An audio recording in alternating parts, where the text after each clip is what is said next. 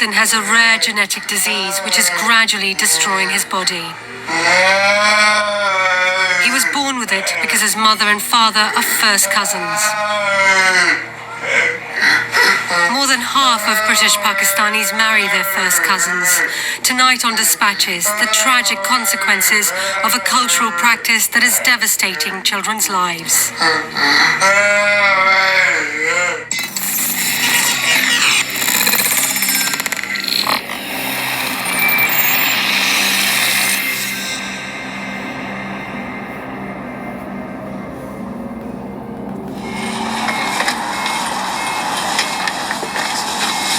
Mohsen Akhtar is 17 years old and lives with his family in Bradford. He's the second of 6 children. He's blind, he can't walk properly and needs round-the-clock care.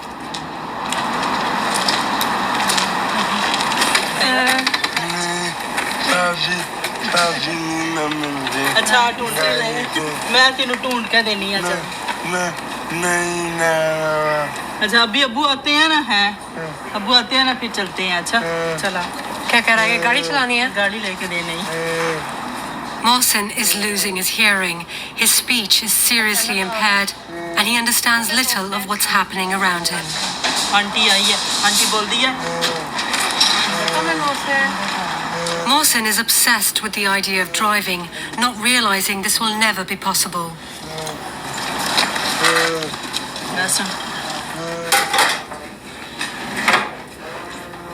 6920. Mohsen's younger sister Hina is 13. She's the Akhtar's 4th child. Her sister Zainab is 11. Both sisters have inherited the same disease as Mohsen. And they talk about how we live, how they got these red line cities for us, and how they got us living in projects and low income housing, right? And look at this shit here. They can neither see nor hear. All 3 children have an extremely rare genetic disorder called mucolipidosis type 4. All in the name of love. This is all in the name of love. Their bodies cannot get rid of waste products properly, affecting everyday brain function from vision to movement.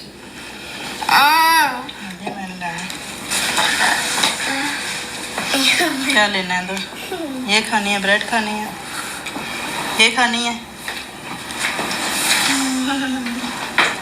दोनों बिल्कुल ही blind है इसको थोड़ा सा light on और of इसको पता चलता है ये तो मेरे ख्याल ऑलमोस्ट हो चुकी है blind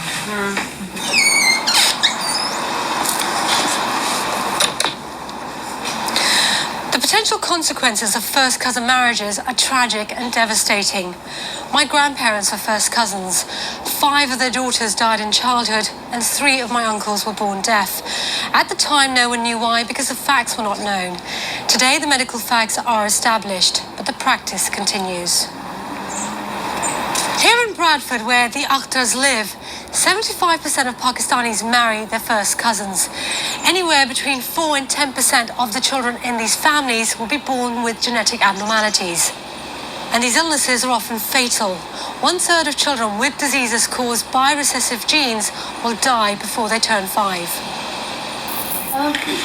The disease affecting Mohsen, Hina and Zainab is the direct result of their mother and father being first cousins.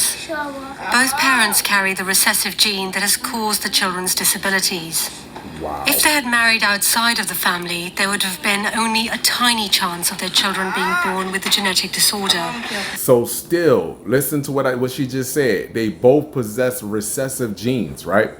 And even if they would have dealt with someone outside of their bloodline, their immediate bloodline, but in their race, there's still a chance that the children will have birth abnormalities because their genes are recessive. But in the case of the Akhtars as first cousins, the odds narrowed dramatically to a 1 in 4 chance that any child they had would be born with the illness.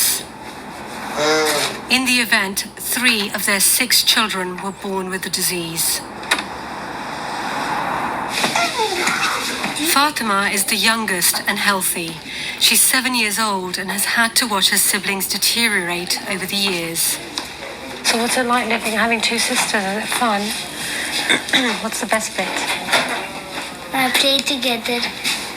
क्या हुआ है? What's the most difficult bit? Do you like when they're crying and we can't stop them crying? So just so you know, my people, in my personal opinion, this is scientific abuse. Because see, they know that these people naturally already have recessive genes. And what I mean by naturally, because they were genetically modified unnaturally. When you have different animals to make up one living organism, especially different species of animals to make up one living organism, this way you get the 23 chromosomes from your father, 23 chromosomes for your mom, but 22 chromosomes are autosomal, which are recessive genes. And these recessive genes are even more impactful when it's inbreeding, family members on family members. But these birth abnormalities still show up when they don't even inbreed with one another. It's just more impactful when they inbreed with one another.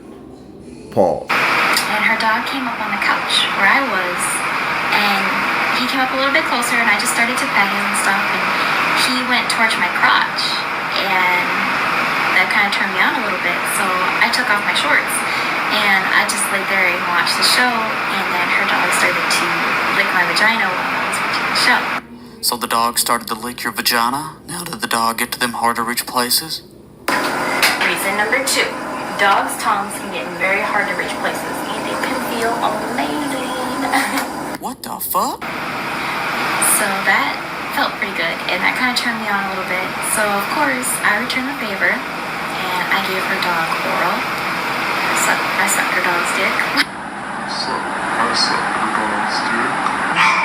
What? Guys, it's Misha, and welcome back to my channel. So today, unfortunately, we have to revisit what, in my opinion, is the most disturbing topic that I've covered on this channel, which of course is the rise of MAPS, or minor attracted people, aka pedophiles. Because this trend of attempting to normalize pedophilia is not going away. For example, recently we had Eliza Blue say this: Parent and community, including teachers, potential faith leaders, and neighbors, will decide if the child is ready to consent. The community and the child, if the child so desires to have intercourse with an adult. And do I feel that some minors are more equipped to engage in sexual activity with adults than others? Yes. So in my first video about MAPS, we looked at someone named Alan Walker, who was a professor teaching students that we should be using the term MAPS so that we don't offend pedophiles. Important to use terminology for groups that members of that group want others to use for them, because it's less stigmatizing than other terms like pedophile. Therapists talking about why we should accept MAPS, so I thought we would take a look at that. Folks, my name is Miranda. I use she, her pronouns, and I'm a licensed professional counselor and sex therapist in Erie, Pennsylvania. The fact that she's a licensed therapist is insane to me. I mean, she's already starting off the sentence with my pronouns are, which is a red flag, but then proceeds to defend pedophiles. And I want to talk about minor attracted persons because they are probably the most vilified population of folks in our culture. Good. As I should be. And most folks are making incorrect assumptions about them without actually knowing much about them. Well, I know they're attracted to children. That's all I really have to know. And those assumptions create harm for an already marginalized population. Is only part of who they are and doesn't represent everything that they are. We are all people first with many different facets or parts of ourselves. And this includes folks who are attracted to minors. This is like saying he's such a funny guy. We love hanging out with him. He's also a pedophile, but he's also really good at photography. You're gonna look over the fact that he's a pedophile? They've not chosen this attraction, just as the rest of us have not chosen whatever our attraction is. You don't get to choose to be heterosexual or to be gay or whatever you are. What? I seriously hope she doesn't have children, because I feel like she'd be the type of person to leave them with a map because, you know, she's so PC and we have to be tolerant of them, and just trust the pedophiles that they won't do anything because they say so, right? So we should just trust them, because that's their whole argument. They're saying that because these maps aren't going out and actually touching kids, or so they say, we should accept them and not call them pedophiles, just call them maps. maps, even though their attraction to kids is what makes them a pedophile. There's also this strange argument that they're making that if we normalize this, that will somehow help them go into therapy, right? But they can seek treatment without us normalizing their attraction. If it was normal to be attracted to children, why would you go to therapy? We should be letting them know that it's immoral, that it's disgusting. We shouldn't be sugarcoating it. It's pedophilia. And I understand that the left likes to change language constantly, right? Make up new terms for everything. But this is just way too far to even consider that we should destigmatize pedophilia. It's insane, especially since there are people right now saying that it's a myth that kids can't consent. We have to do everything we can to help prevent these pedophiles from hurting children. And by rebranding them as MAPS, that's not going to stop them from being pedophiles. And I understand that a lot of these people are former victims or survivors, but that doesn't mean we should be normalizing the attraction. Within this whole movement of them trying to normalize pedophilia, they'll often say it's just another sexual preference. Just like the LGBTQ community, right? They're part of it because they were born this way or they can't change it. They can't help that they're pedophiles. It's just disgusting. A pedophile is a pedophile. You're not talking about a grown man with another grown man, two consenting adults. You're talking about a grown man or a grown woman with a child. There's also this Franklin High School teacher that was teaching students that they should be using the term MAP. You're not allowed to label people like that. Stop it. Diego. We're not going to call them that.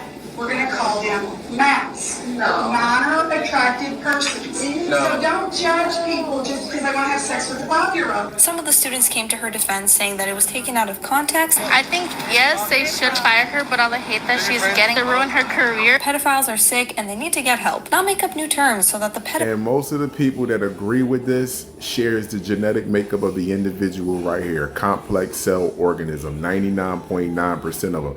Even though she's on here speaking against this, you don't know what type of demons she's fighting internally.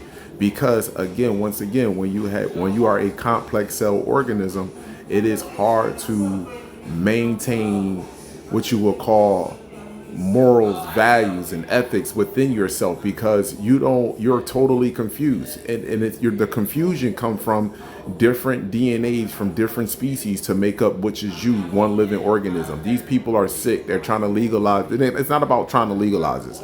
They want America all over the world to be exactly like modern day Rome, and it's heading down that path, my people. Once the power and electric grid and everything go out, it was going to be totally chaos. These people are sick. We need to get them away from our children, period.